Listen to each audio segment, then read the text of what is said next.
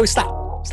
He sells on the Pacers that he's talked hype about all season, and then buys the 76ers that we have trashed all season. They got the generation of chatter on Twitter everywhere, and I'm pissed I'm giving it to them, but damn it needs to be talked about. Starting to become big-time free agents, granted, but in their childhoods, in the early 2000s, were the Knicks ever good? No.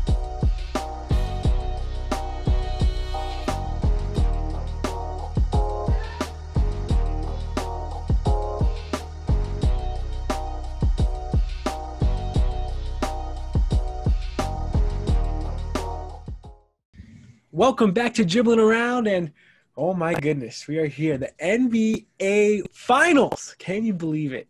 We waited so long to be at this point. Who would have thought that it would be September, almost October now, that the NBA Finals is about to start? It's going to start this Wednesday, but we're here to talk about it with you. The Lakers are going to take on the Miami Heat, and if you said that a couple months ago, some people would have called you maybe a little bit crazy, at least about the Heat part, but now here we are. I'm going to start it off strong here. Who's it going to be? Connor, please do not bring up what happened when Matt Cain was on the episode. No, before we go into this, I just want to take my victory lap right now because I think it was episode 10. We had the hot take section, and I said my flaming hot take was Miami wins the East. So I was saying it for a while before the bubble even started, and Dane's reaction to it was so bad that he edited it out. Like, it's not even in the episode that's on YouTube or on Apple Podcasts. So that's how bad it was. And this is just my victory lap. So my flaming hot take is Miami wins the East. What is wrong with you? Oh, God. They are 2-0 against Milwaukee this year. They are 2-0 against Toronto this year. They're only 0-1 against Boston, but they lost by single digits. I expect the post, Dane, because I know George got one, and I think Jaden got one too. So I expect my post for the prediction. Thank you very much.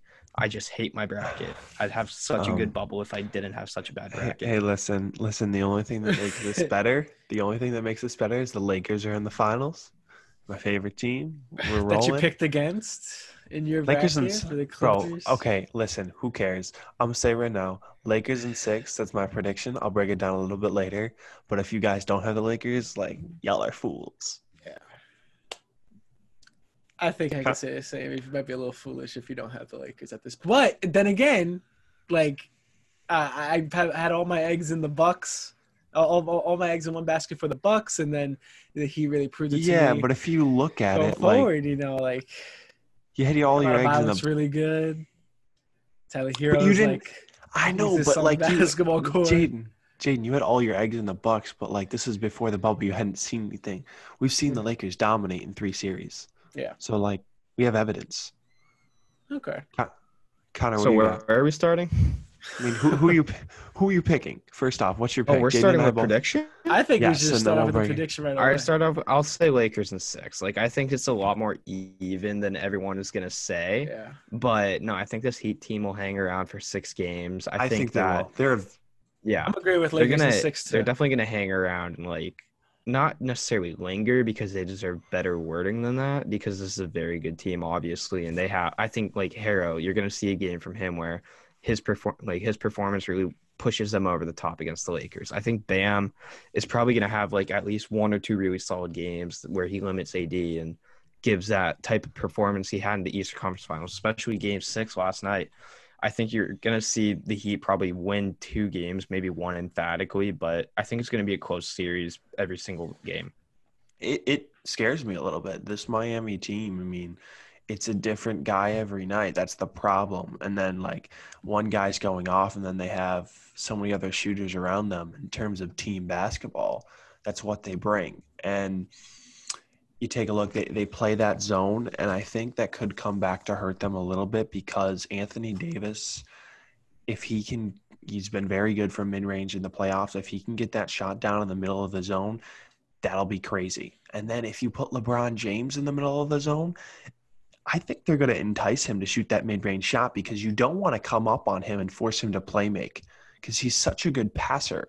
So if you think about that, and I'm sure we're going to break down each aspect in a second, But the Heat, this is the best team defense that the Lakers have also played in the playoffs. Mm. And if I have to say, I have Lakers in 6, but I think the Heat are going to win game 1.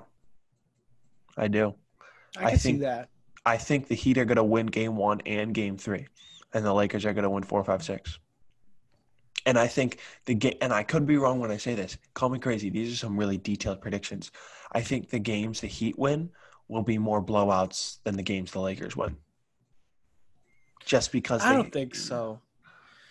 The thing is that the Heat stay in every game. I know, and as you mentioned, the Heat have somebody new every night that really likes to step up, but the Lakers have the guy every night that will step up, in LeBron James. So you really can't put that past him, and especially in the finals. And he's trying to build that resume of all resumes for when it comes to basketball.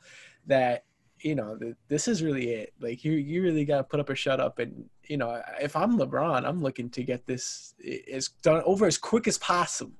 I think you can say that about almost every team, but if I'm especially LeBron right now, you want to make this an emphatic finals victory.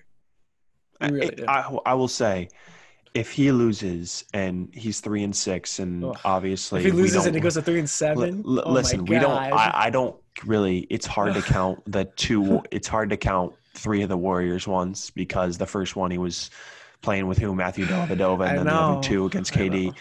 And it's hard to count the first one against San Antonio because he was 22 or whatever.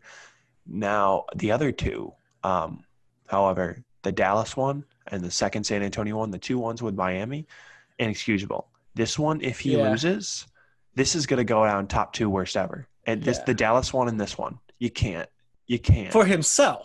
Yes, for his legacy. For himself. Yeah, I think the worst ever, though, might be the one that he won, with the Warriors losing. That might be the worst collapse ever in a finals, don't you think? Oh, I'm not talking about collapse. I'm just saying, for LeBron's legacy. Okay, for LeBron's legacy. He's always going to have that 3-1 comeback. But if he loses this series, is going to be catastrophic for any chances he has as chasing down MJ or probably even keeping a top 2 cemented. I don't think there will be a collapse for either team. I mean, if any team's going to come back, I think it would be the Lakers because they have LeBron. But if the Lakers get to 3 wins, if they're up, if they get another 3-1 lead, which I don't think will happen, but if they end up taking a 3-1 lead, LeBron, no way in hell the Lakers would lose. LeBron's 1 game away. You think he would blow a 3-1 lead in the finals? That would tarnish his legacy for the end of time. Yeah. He did it, and then he gives it right back 4 years later. Not to the same team, but you know what I mean. But Connor, you want to start with each aspect, so to say, of which team has the edge? Yeah, so I mean, we're just gonna go down the list, all the really comparable aspects of the game, and I think Dane, let's start out with playmaking. Who do you give the edge to in this matchup? Miami, they have playmakers. Jimmy Butler, Tyler Hero's proven to be a good passer, Goran Dragic, but they don't have the best playmaker in the game, and that's LeBron James. And you have Rajon Rondo off the bench, who arguably is the best basketball IQ. Miami, they've needed amazing playmaking to get there, but edge to the Lakers. Yeah, very good point. The Heat have needed to step up their playmaking, and they've really just been a dominant playmaking team throughout the whole playoffs. But exactly to what Dane said, they have the playmaker in LeBron. He's the guy that you want to see out there making those plays. And we even had a couple of arguments saying that should he really be the guy to move that ball, given that you do have Rondo, you do have other guys that can do that. And, why are you having LeBron bring up this ball, So obviously we all love to see LeBron fall into a more scoring role just because that's just more fun to watch, just because it's LeBron. But if he will do whatever he needs to do to win. Yeah, I'm actually going to give the edge to Miami right here just because we saw a couple games, I think last series especially, where LeBron really just didn't be that playmaker, wasn't that pass, was more the scorer. I think he had 24 in the first half, 1 assist at halftime, but then he only scored 5 and really didn't add to his assist totals whatsoever. So I just think with Miami, you're getting more consistent playmaking out of many guys rather than, obviously LA, you have the top end playmakers with LeBron, with Rondo off the bench. But I just think that the Heat, what they do is more consistent. It's more dependable because we've seen LeBron like kind of switch up his playing style, especially like throughout these playoffs. Now that they're at the championship, he's just going to do whatever it takes to win. And if he thinks that's scoring and just putting his head down and driving to the hoop, he's going to do that, and no one's going to stop him. And I'm saying it's the finals. I'm looking at the best of the best. So I'm hoping, obviously, the best from LeBron and the best of these guys. And the top level for the Lakers, I think, is higher than it is for Miami, but it is more volatile. I agree.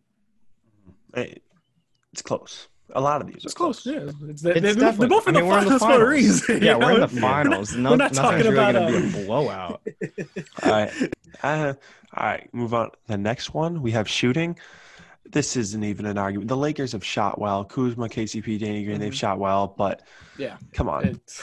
Like saying Kuzma and Danny Green have shot well is kind of a stretch too. Like KCP, no, listen, I'll give him credit. they've made some shots, but it's Miami far and away with shooting. It's Miami 100%. Crowder shot well. Jimmy Butler. Crowder had an off game or an off series. I know. They still Dragic, did extremely well. Hero, if they get that's brownie points. If they get Iguodala to hit some other threes. Didn't even mention Duncan Robinson too. Yeah. That's how scary that team is. It's not even close with shooting, and that's one of the things the Lakers need to keen in on.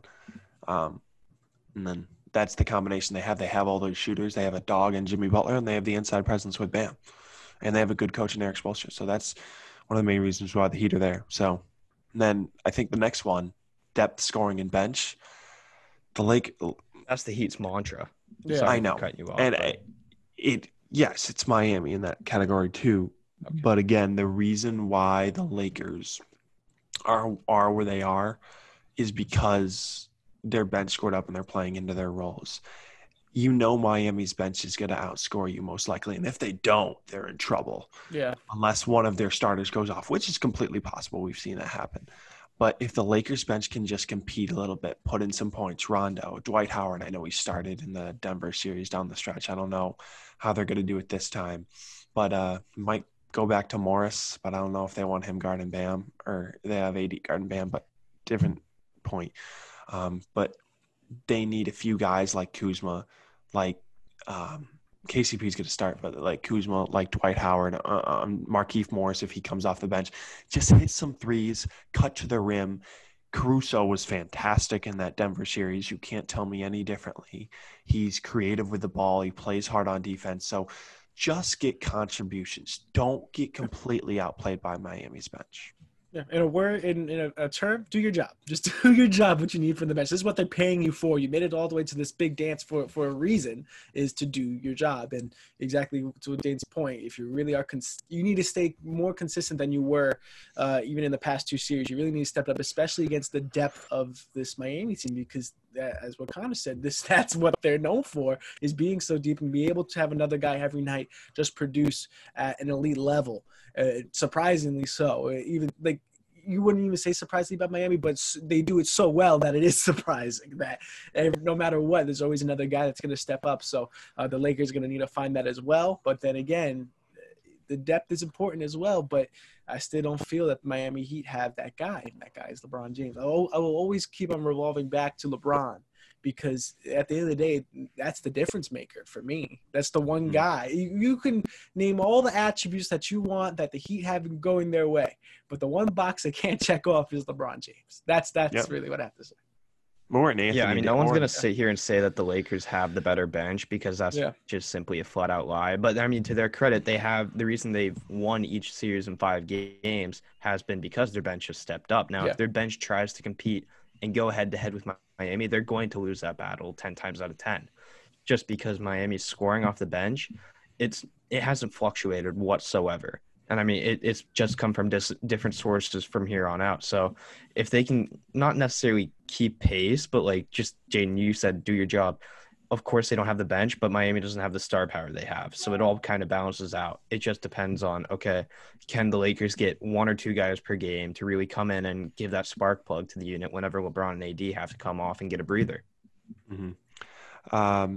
Next one, actually, these last 3 have been pretty easy. Interior defense, as great as Bam's been with the block shots. I remember the game 1 ECF against Tatum. Davis, Howard, McGee. Trees. It's not Yeah, close. there's Trees. no contest. Lakers, like in that. Okay, we shouldn't even talk about that. Perimeter defense.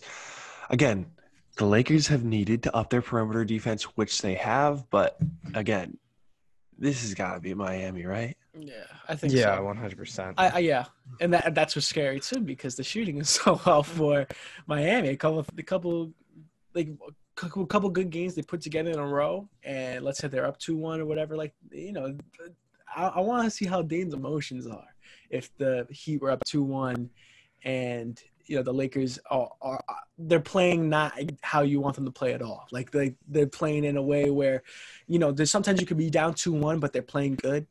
If the Lakers are playing with that terrible perimeter defense and the shooting is just off the charts, oh my God, I can only imagine what'd be going through your head. That's why I think the Heat are going to get up 2-1. I said that. You think they're going to win 1-3? You said. Yeah, and I said that Miami, like their games they win are going to be more blowouts because the Lakers sometimes, not often in the playoffs, but they could potentially get lazy. And he's just emotionally preparing himself for the possible inevitable. Listen, all right. Hey, I still have Lakers in 6. So do you guys, which is bad. All three of us have that prediction, which is going to look bad. But by the way, in terms of, I'll put mine to 7. I'm comfortable. I don't think it's going to 7. That's the thing. I don't think and if it does go to 7, it's 100%. I think it goes the way of the Lakers. No, I would go to I'm still leaning the Lakers, but I'm just going to say Lakers in 7 now. Wow. All right. In of terms of rebounding, you got to go. This is really tough for me because AD did the Lakers. Dude, AD did so bad in rebounding. But I am going to go with the Lakers. They have Bam. The Heat have Bam, and I guess this is kind of debatable. But Dwight Howard has been fantastic in the glass. LeBron grabs about what when he's trying 100%. 8 and 12. Yeah. Somewhere around That's that range. huge. That's huge. I'm going to Go ahead, Jaden. I'm going to say it is the Heat right now, but it has the potential to be the Lakers if the big men step up and do rebounding. The interior defense is awesome, but the issue comes when it's the outside shots and those really long rebounds. That's where the problem lies. So if the Lakers have the potential to be the better rebounding team, and honestly, they should be because the size there is just there. But we said that about the Rockets series a while back, and we saw what happened with the Thunder. The Rockets were just hungrier for it, and the Heat are, if anything, the hungriest team right now. So they're really fighting for everything. So I'll give it to the Heat right now. But very slim margin. But the Lakers definitely have the potential to be way better than the Heat. Yeah, and I agree that the Lakers have the potential, but I don't think this is necessarily close just because you got Bam, but then you also forget about Tyler Herro, who, if you watched that last series, right. really strong rebounder for a guard, kind of surprised me. Then you also got Jimmy and Goran, who also crashed the boards very well. I just think that this team, the Miami Heat, definitely rebound better as a team, and the Lakers should. So I'm leaving the door open because they have the potential. You have probably McGee or Howard starting with Anthony Davis. That duo alone should be coming down with at least 20 boards a game, given their minutes. And then LeBron, if he's trying to get active on the boards, that's another 10. So, yeah, they definitely should be winning it. But the Heat, they've given me no reason to doubt their skill at that end or in that category. Yeah, and AD needs to grab more boards, especially on the defensive end, and you've seen flashes of that. Next two are debatable in my eyes. Coaching, I get Spoelstra. He's been fantastic. I'm going to make the argument for Frank Vogel simply because I've watched the Lakers a little bit more. And I know that's a little biased, but I'm going to admit it. He has made probably the best defensive adjustments in every single series, which when you do that, the Lakers are not arguably, the best team in the NBA in transition. So when you make those defensive adjustments, you get your team set, you get them out in transition, you get them where you play at their best. That's coaching, right? And without Avery Bradley, he's made this team into a defensive identity. You remember Frank Vogel, his really mantra in Indiana, and it's kind of funny. Spoelstra, Vogel matching up again. Remember those PG days, Lance Stevenson, Roy Hibbert, they were a really good team under Frank Vogel. And I get Spoelstra has implemented the zone. But the decisions Vogel has made, think about the play call with Anthony Davis making the game-winning shot against Denver in Game 2. So you can make an argument for Spoelstra, but I think Frank Vogel deserves a lot of credit. Yeah, I think Vogel deserves a lot of credit, but I'm giving it to Spoelstra here. I know I was talking a lot of smack about him earlier on, but for me, for someone to change their opinion, I'm very easy to change my opinion with certain things just because I just need to be prove it to me. Prove it to me. That's all I need to see. Just prove it to me. And he proved it to me with the Bucks. He proved it to me with the Celtics, and now he's back here and he's in the finals again. And with no LeBron. Before it was with LeBron. Now he's going against LeBron. So that's where my coaching edge lies because he's seen LeBron so much. He's coached LeBron and he's been to the finals how many times? For his 5th time going to the finals now. And this time he's with such a young group that not a lot of people expected to make it at all. Not saying that in full terms, saying that at all, but I don't think a lot of people expected him, maybe except Connor, to be in the finals, especially with the Bucks looming in the East, and they went through the Bucks. That's the thing as well. They went through them. It wasn't like they're on the other side of the bracket and the Bucks were nowhere to be found. They went through the Bucks. They went through the Celtics. They went the hard way, and they did it. So I give all the credit in the world to Spoelstra. That's where I lay my edge. Yeah, this definitely you could make an argument for Vogel, but I think give him this is credit. a runaway for Spoelstra. Yeah, I'll give him credit. No I doubt, get it. because he made the adjustments. But also, I mean, you look at Spoelstra. You cooled off T.J. Warren, who was one of the most prolific scorers in the restart. Jimmy Butler is T.J. Warren's kryptonite. But okay, still, you shut him down essentially and swept that team, and then you beat the team with the MVP, defensive player of the year. One of the they won it the hard way. Like there was not a single doubt that they were not the better team than Milwaukee, and they were the 5 seed or 4 or 5 seed going up against that team. Like they really on paper had no business being in that matchup, and they won it in 5. And then you were like, Dane, I know you said Celtics were winning that game. How you texted us Celtics were winning it last night with like 5 I wasn't minutes even to go. watching. I wasn't even watching. Yeah, I just it was like a 3-point game off. at the time, and Miami just ran away with it. But no, I think Miami, on paper, they definitely shouldn't have made it this far. And I mean, I'm just kind of factoring that into my decision just because the Lakers, we were all anticipating they're either making it as far to the Western Conference Finals or the actual finals. No one outside of myself and Miami really was giving them a chance to pretty much make it past the second round. George, Skyler, and Lamb. I mean, their brackets are, oh my God. Maybe we should listen to the basketball players. And not us. like Skyler and Liam's brackets are literally perfect. With the exception of Denver beating the Clippers. Yeah, they're Division III basketball players for a reason. They're good at the sport, so they know what's going on the court. Maybe we take a note from them. It's tough. It's tough. I mean, I understand the argument for Spoelstra, and if he wins another championship, he's going to get so much credit for that. Whereas Vogel wins, obviously, he's going to get less credit because it's LeBron, obviously, and LeBron and Anthony Davis. Last category before we sort of make our finals MVP predictions, clutchness. I just mentioned AD in game 2. If you watch LeBron and closing out in game 5, come on. I get Jimmy. No, it's the Lakers. It's pretty much LeBron. You're going to say the Heat are more clutch than the second best player of all time? No, you're not. You're just not. And now you already had AD that hit a buzzer beater? No. Connor, you're not saying the Heat. Come on. No, I'm not saying it. I'm going to agree with you. I'm saying it's close, but I mean, you just saw what AD did, and then we all know what LeBron's going to do in this series this far in the playoffs, especially It's a preview in game 5. Oh, my God. Like, he scored like there's 12 straight points. Didn't miss. He was like 6 for his last 6, like in the last 3 minutes. It's crazy. Yeah, give it to the Lakers the whole way. For when it comes to clutches, I give it to the Lakers. So let's see what we had for matchups. I had 1, 2. All right, I had 5. Did you guys just hear that big ass siren outside the house? Okay, I wasn't sure because honestly I thought it was Jaden's mic picking it up, but okay. All right. I had 5-3 Lakers. I think Connor had 5-3 Heat, and Jaden had 4-4. So interesting. Now, one more thing before we go away from the series. We all have Lakers. Finals MVP, it's going to be one or the other. You know that. Yeah. Maybe Rondo has a 2% chance. Carousel for MVP, right? Yo, honestly. That would be good. That would be amazing. But if the Lakers win, it's going to be LeBron or Anthony Davis. Mm-hmm. Do we all say LeBron? I would say LeBron for his sake. If it's I AD, think it's LeBron because yeah. Bam's gonna be guarding AD. It's gonna be LeBron if the Lakers Yeah. win. If they give it to AD, I'm gonna I give it think to LeBron. yeah, I'm gonna give it to LeBron too, just for his sake, just for Okay.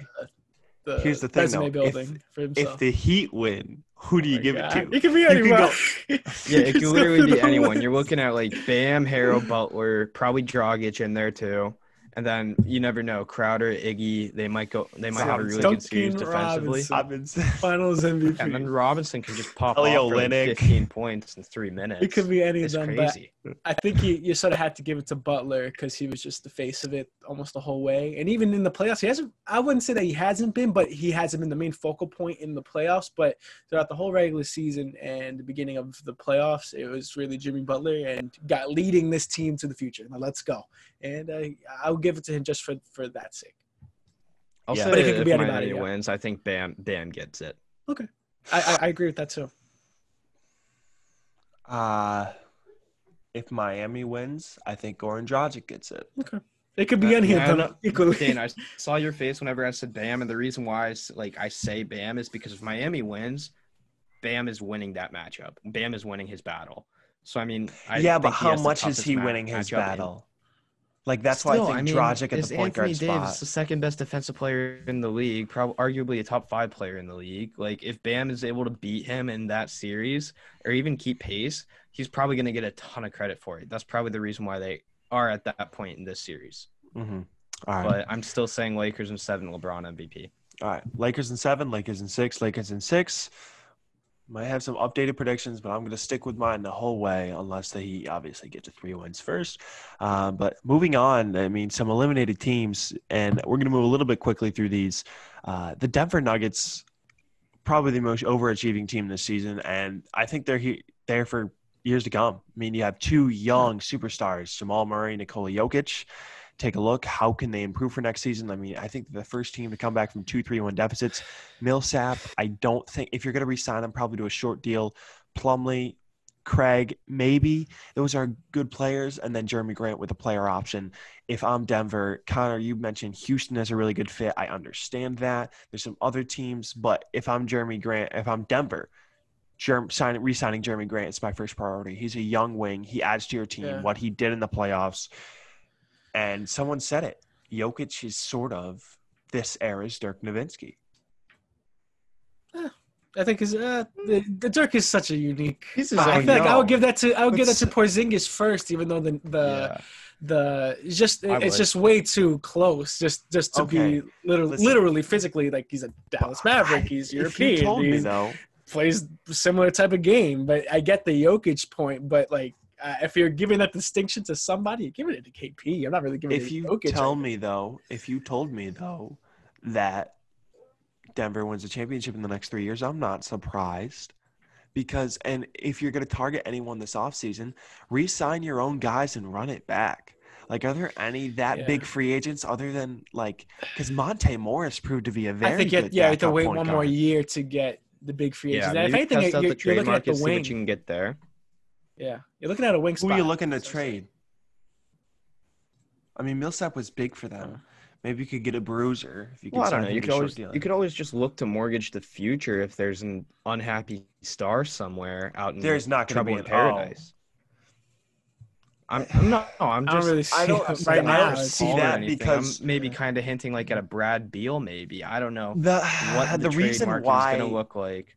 the reason why Denver was But- so good, obviously Murray and Jokic, but because of like they had everybody clicking. Like it wasn't just. I don't feel like Beal. I know what you mean, but like No, yeah, I I don't I think said they run it back, necessarily you need know? that third superstar. Maybe just like more consistent production out of MPJ, which you might get in his second full season. forgot about him. He But- can be Yeah. a stud. That's what I'm saying. You have I all the love you have all his the game. pieces they need that are so young that Bol Bol. obviously you could bring in a big name, but then what is that really doing to the team that you just had? You know, that's really like shaking things up for no reason. Like you guys went so far and so unexpectedly. I would be permits to call it a fluke, right? Like I wouldn't want to say that about the Nuggets, and if next season doesn't really go their way, I guess you might have to say that. But then again, they played so well. It's not really even calling it a fluke. It's just that they got hot at the right time, and they really proved themselves in the right spot in the bubble where anything really could have happened. So obviously, you do want to make improvements to your team, but what might be beneficial to themselves is just to keep it as stable as possible. That might be the best improvement, is staying united. Yeah, I know. I mean, it's pretty much all but happened so far that Jeremy Grant opts out of his $9 million player option. So, I mean, then you're looking at re-signing him, which I think I saw somewhere that both Grant and the Nuggets want to stick together once he opts out. But, I mean, Millsap, you can let him go for $30.5 million, whether or not you bring him back cheap. He's definitely not making above 20, in my opinion. I think that's pretty much agreed upon. And then Plumlee, Craig is probably coming back on a cheap deal too. So, I mean, you definitely have the cap space and the potential to bring this team back. But, I mean, one of the guys' the main reason why they got this far was because Jamal Murray really finally had his coming out party in the NBA. And it was kind of a little bit of delayed, but it was one hell of a coming out party considering his historic stretch, all the 3-1 comebacks. Now, trying to keep recency bias out of this, where does he really rank among point guards in the league right now? Top 6. I'll put him like top 8, top 7. Top 8, top really? 7. Who do you? What are some of the names like outside of like Steph and Dame, Kyrie maybe? He's close with him and CP3 are such different players, but they're pretty close now. And I mean, obviously not when CP3 was in his prime, but like he's old now. I would put him close with like Kemba Walker in like the 8, 9. Jamal looked better than Kemba. I know he looks better right now, but I'm saying just overall.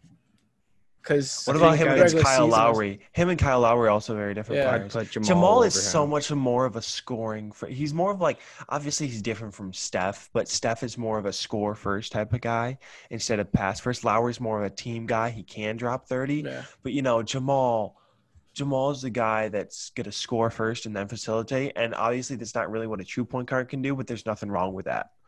Yeah. Like, I think I'd put him top 5. I'd put him top 5. Maybe. I'd put him now. Yeah, I'd put him over Trey for one.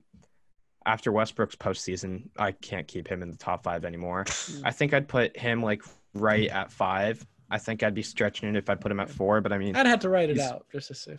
I mean, I definitely like. I'm just kind of thinking of names in my head, and my top 4 right now are like Steph, Dame, Kyrie, CP3, and then Jamal Murray. So I'm not sure if I'm forgetting someone right now, but I have kind of like right at that 5 is Murray. Like Ntilikina, then behind him is like Lowry, Kemba, Russ, Trae Young, like that group. Shut up, Jaden. Ntilikina. Right. Another team that lost it was the Boston Celtics. Ceiling high enough to win the finals? I absolutely think so. Tatum, Brown are young. Oh, yeah. You still have Kemba. Hayward staying there. That's going to be tough to move off the Bucks. They could look in the trade market, though. You never count out Danny Ainge. I think it's the same little thing. You could run it back. Or you could try a trade. Obviously, I wouldn't trade Tatum, Brown, or Walker because that is your big 3 and Marcus Smart. But I think they just need to get a little stronger at the 5, and I think they'll be okay. A little strong. And, I think they're fine with Robert Williams and Grant Williams just developing those guys because, I mean, they showed defensively that they can hang around, especially against Bam whenever Daniel Tice really struggled. And we all know the defensive liability that Cantor's been his entire career. So, yeah, it might take time. And, I mean, that's one resource that you do have with such a young core. But Hayward's really the only guy who really sticks out like a sore thumb on this roster. And granted, he is on an expiring contract, so maybe it's movable. But, I mean, it's just tough because you don't have that financial flexibility that you want to have just because I think he has a player option this year. So, I mean, it's just he's definitely not going to waive 34.1 and try and get that on the open market because that simply just isn't what he's worth right now. But, I mean, it's just tough because they couldn't really play him in the fourth quarter against Miami in Game 6. So how do you work around that? How do you even trade him? Like, what's his market? Tough. What's his value? Danny Ainge has made so many nice moves to gather picks, and he's drafted well, Jason Tatum, Jaylen Brown. But you think about it, the main moves, has he finally gotten over that hump? He had did the Kyrie thing. Drafted well. Okay, like that's like Tatum those Brown, players just kind of fell into his lap. They fell into his lap. I know. Tatum was second overall. How do you mess that up? He's third overall. But third overall. Yeah, how do you mess that up? I mean, the Lakers. That's the Knicks. Yeah, I don't know. Yeah, probably would have taken Ntilikina at 3. But basically, what I'm saying is they did the Kyrie thing, and then and this Kemba thing could work out, but then they signed Hayward for a bunch of money. Like, Danny Ainge has done the right things to get the pieces to win the championship, but he hasn't picked the right pieces, I don't think. But in the long run, Tatum could do it because he's so young. For sure. Same thing with Jaylen Brown. Yeah, and I don't know. I mean, do you try a big trade? I don't. I would not try a big trade. No. Especially with the offseason kind of shortened. I don't think there will be as much activity. I really don't. Yeah, I think a lot of teams are ready to run it back, especially teams that have got it close. Depending on how the cap is too. I mean, I know in this sport particularly, like not a ton of teams are like very scared of going to the cap just because the ownership is willing to spend. But I mean, especially in Boston too, such a big market team that close to a championship, I don't think they're gonna splurge on any free agents just because they really don't have many players. Like I think Cantor's the only UFA. So it's just if anything, trade, but I'd expect this team to run it back just like Denver. Mm-hmm.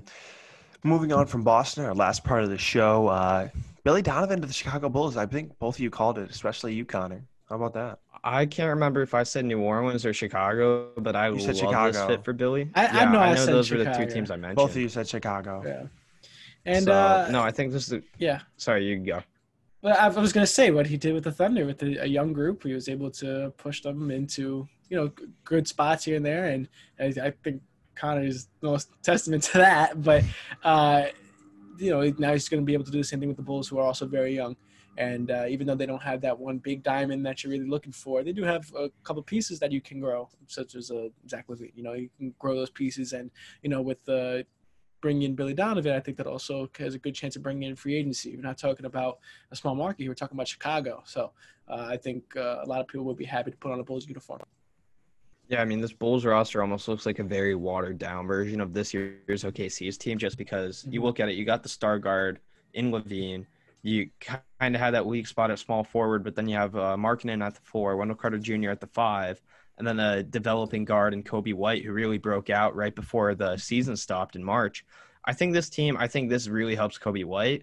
Zach LaVine's usage might take a little bit of a hit, but all in all, I think this really helps the team. And I said it whenever we did our preview, like kind of like our outlook before the bubble even started, whenever we were doing that series. Mm-hmm. I thought Chicago was going to be a playoff team very soon. I think they're a playoff team now. Yeah. Now, I don't know. I think I don't know. I don't think so. I think that they're floater. Especially with the 4 pick. I think they'll be close at the end. I think they'll be close at the end. I'll say that. I think they'll be still their season won't be over when there's 75 when we're through 75 games. I will say that. I think there'll be 8-9 floater. I think I'll say that. All right. We're going to have a weird end to the show because I need to go. So maybe Connor and Jaden, they're going to close out the show, our last few topics. This might be a little weird, but we're going to work it out. Jaden, I made you the host. Wow. So hopefully you'll be able to get everything going. Everything will be all right. So episode 20, I said Lakers in 6. I'm making my entrance, the walkout like Conor McGregor. So wish me luck at my doctor's appointment. Hopefully I'm all 100% healthy. I'm getting a prostate exam. No, I'm just kidding. Wow. No, I'm not getting a prostate exam.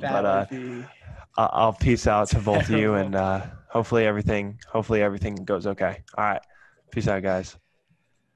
Make sure you record, by the way, if you're not recording, because you're the host now. So if I leave, the meeting shouldn't end, right? Okay. Yeah, it says recording on the top left. All right. All right, so we're just going to trash Dane now, right? Yes, so we're absolutely trashing Dane. He's 100% getting a prostate exam. I think I have a friend that actually got a prostate exam the other day because he's also in ROTC, so I think that's a thing going on right now, prostate exam. So either way, our final topic, I think, of the day is Mike D'Antoni and what's going to happen with him. The big rumors floating around saying that he's going to go to Philadelphia, which would be, oh man, that would make my gears grind. Only because the things that he's able to do with an offense, no matter where he's landed, has just been phenomenal. has always been phenomenal. He's able to take whatever he has there and produce an offense that you can hang your hat on and say, all right, we could do something with this. We can go to the playoffs with this. You can go pretty far. And really wherever he's been, you could say that about any team he's really been with. So him with Philadelphia and as it stands right now, their offense, it has their high spots, especially at home, and it has their low spots sometimes on the road. And their defense also a little bit of an issue, stuff in the paint. So, and especially in crunch time too, that's where the offense starts to falter as well. Looking at the back end of the fourth quarter, never really found that finisher that they really needed. So, with the bringing an offensive mind like D'Antoni, what would that really do for Philadelphia? I mean, it's really tough to say just because we're also forecasting what their roster is going to look like. And though Elton Brand has come out and said that we're not actively shopping Joel Embiid or Ben Simmons, you kind of almost feel like even though he said that, those guys definitely aren't untouchable. And I think if D'Antoni does come in, we're either going to see Ben Simmons really take a step forward offensively, or he's not on the 76ers within like a season and a half. Literally. It could be. I'm saying the same thing. Yeah, it's just tough because he's going from a small ball Rockets that live and died by the three now to a team with the best, or a team that should have the best center in the game just because Joel Embiid doesn't sit on the block every single night for 48 minutes. And you got a point guard who simply will not shoot outside the paint. Al Horford, like this team is just so, if you could pick two opposite teams in the NBA, just in any aspect, the most furthest away teams would be Houston with their size and their perimeter shooting, and then Philly with their size and just their refusal to do so, to improve too. It's just like it might honestly be water and oil. Like it's either really going to push them over the hump and it's just going to like cause a nuclear reaction from a couple of players, or it's just going to flame out. And honestly, I can see that. But again, as I said, we're kind of forecasting their roster, and I definitely think there's going to be some major changes within this next season or two. So it's tough to really say, like, yeah, Philly is definitely going to do better next season because I don't think this current roster fits well with D'Antoni. So we kind of have to see how Elton Brand kind of toys with it to really try and put the winning formula on the court with that head coach. I feel like he'll be able to mold it. I feel like he will be able to push this team over and given the right pieces. But what you said to the point of Ben Simmons is either Simmons going to turn into that offensive superstar that will shock the world, and this guy really could turn into a huge stud in this league because now he will be putting up a lot of points, or he's in a completely different uniform. I could see that going both. I think there's no in between because it's either the offense is really going to help him or it's going to send him out of town. I think that's the only way it goes, because I'll be completely shocked if things stay stagnant with him and he's still in a 76ers uniform, because then what's the point of having him on the team at this point? Because if you're bringing in D'Antoni, you're really pushing for that championship now, and you trust the process as much as you can. I don't think there's much process left. You're at the literal end game of it if D'Antoni joins the team. So there's also heard a couple whispers floating around saying that the bearded man from Houston might find his way to Philadelphia. Do you think that's possible? I don't. I'm not going to rule it out just because I think Houston's also going to start to get desperate, especially if the success doesn't come quick out of the gate next season, whenever that is. But it's just tough because does that involve Embiid or Simmons going back? Because Embiid, I think it would kind of work with Russ, but I mean, pairing Simmons with Russ would just be like, that would just be putting two square pegs into a round hole, whatever that puzzle that is. Like, that's not going to work. That might not even be a playoff team in the West. Yeah, that's a very sad puzzle right there. But no, I think that it wouldn't shock me, honestly, if we saw like an Embiid for Harden type of thing, just because, like, okay, maybe we can make Harden work now with like Ben Simmons can almost play a style of Russell Westbrook ball, except he doesn't shoot. So maybe that's what Harden needed, just like Westbrook not to shoot, and he might get that out of Simmons now. But, I mean, again, this is all just rumors. That's a good point. D'Antoni hasn't even been hired yet. So, I mean, this could very easily fall through. Yeah, it's all speculation. Like, we have to have something outside the finals to talk about.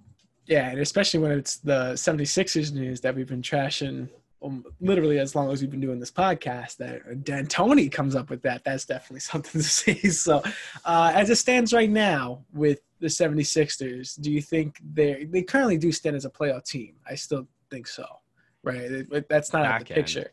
Yeah, back end playoff. Yeah, I think I'm looking at 6, 7 seed. I won't call them an 8 seed. But I wouldn't be shocked if they fall to 8. Not gonna lie, because I mean, you got Brooklyn coming back, and then you got Miami, who I think we're all pretty much gonna pencil in as at least a 5 seed. Indiana's gonna be fully healthy. I wouldn't be shocked if they're the 8 seed, and that would be a travesty. I don't know, maybe they're battling with Chicago. Oh my goodness! I have a bold prediction about the last 75 games of next season. And I'll wait till Dane comes back for that one because it's a little much. It depends on how the draft goes. We'll see. But I think that's it for dribbling around. I think we had a great episode, and oh boy, we're at the NBA Finals. We finally made it here.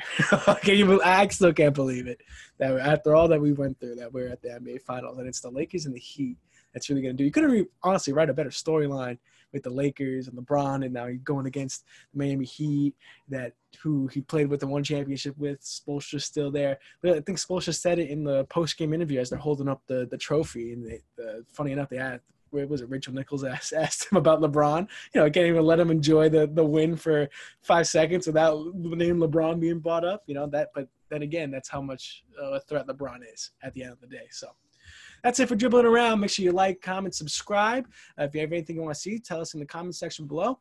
And also, we finally did it. I'm still just mind-boggling. We're at the finals. Like at one point, we thought this was over. So we're finally here. Thank you for joining us and dribbling around. We'll see you next time.